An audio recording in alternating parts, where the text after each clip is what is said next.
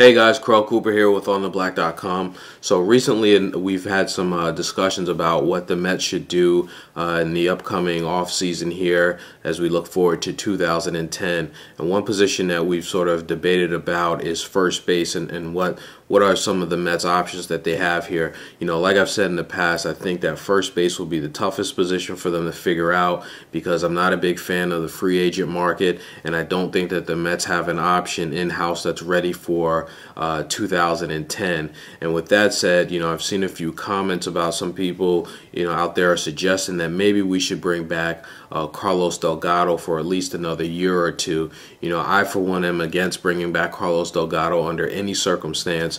And in this video, I want to give you guys my reasons and my thoughts as to why the Mets should not re-sign Carlos Delgado.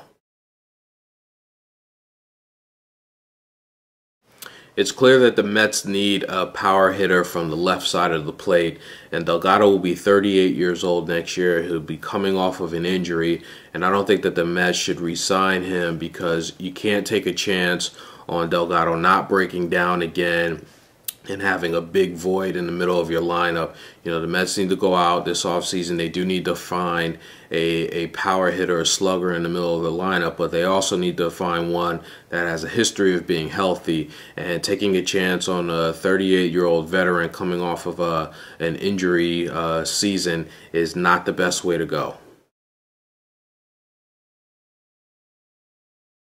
One of the frustrations that some of us Mets fans have with David Wright, as he hasn't really assumed sort of that leadership role of the team.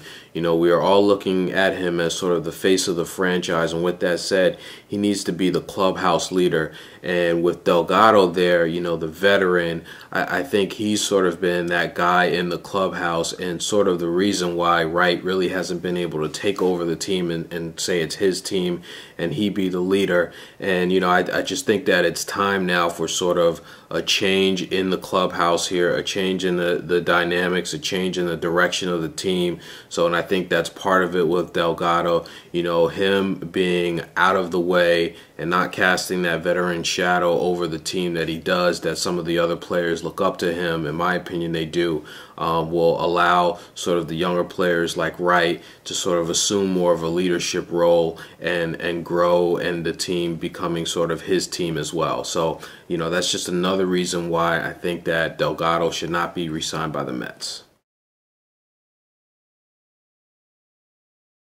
In 2009, the New York Mets paid Carlos Delgado $12 million.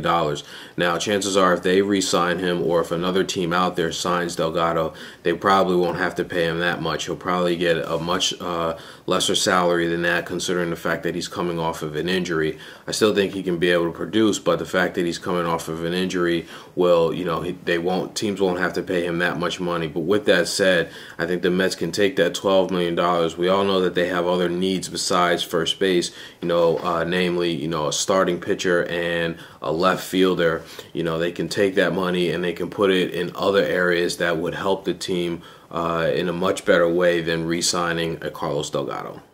So those are my three reasons, guys, on why I think that the Mets should not re-sign Carlos Delgado. I would love to hear your comments, some feedback, whether you disagree with me or not, and why. So state your opinion, and I'll talk to you guys soon.